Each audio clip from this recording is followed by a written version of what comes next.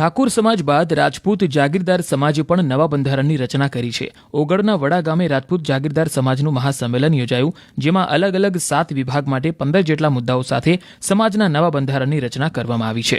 સમાજમાં ચાલતા કુરિવાજો અને લગ્ન મરણ પ્રસંગમાં થતા ખોટા ખર્ચા અટકાવવા સહિતના મુદ્દાઓ પર નવા બંધારણમાં ભાર મુકાયો છે.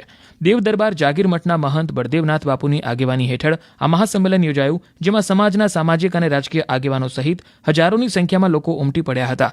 બંધારણ મુજબ દીકરા દીકરીની સગાઈમાં એક દાગીનો, સગાઈની સાડી, શ્રીફળ અને 2100 રૂપિયાની પહેરામણી લેવા આપવા નક્કી કરાયું છે. સગાઈમાં મર્યાદિત સંખ્યામાં જ જવાનું રહેશે. લગ્નમાં વરરાજાને એક વીંટી, ઘડિયાળ, સાફો, સેલું અને એક જોડી કપડાં અને રોકડ ચાંદલામાં 1100 લેવા આપવા અને મોરવીને એક જોડી કપડાં અથવા રોકડ રકમ આપવી સહિતના નિયમો બનાવાયા છે. લગ્ન પ્રસંગે જુગાર રમવા પર પણ પ્રતિબંધ મૂકવામાં આવ્યો છે. કલાકારો, ડીજે અને બેન્ડ લાવવા પર પણ રોક લગાવવામાં આવી છે. હલ્દી પ્રથા, વરઘોડામાં ગોળ પ્રથા, ઝાંપા શીખ અને બારણું રોકવાના દાગીના લેવાની પ્રથા સદંતર બંધ કરવામાં આવી છે. બારણું રોકવા માટે મર્યાદિત રોકડ રકમ આપવાનું સૂચવાયું છે. જાનમાં મર્યાદિત સંખ્યામાં જવાનું અને ચોરીમાં 2 વ્યક્તિઓએ હાજર રહેવાનું રહેશે. આ બંધારણનો અમલ ન કરનારને ત્યાં કોઈએ જવું નહીં અને કુટુંબ તેમજ ગ્રામ લોકોએ સામૂહિક બહિષ્કાર કરવાનો નિર્ણય લેવામાં આવ્યો છે.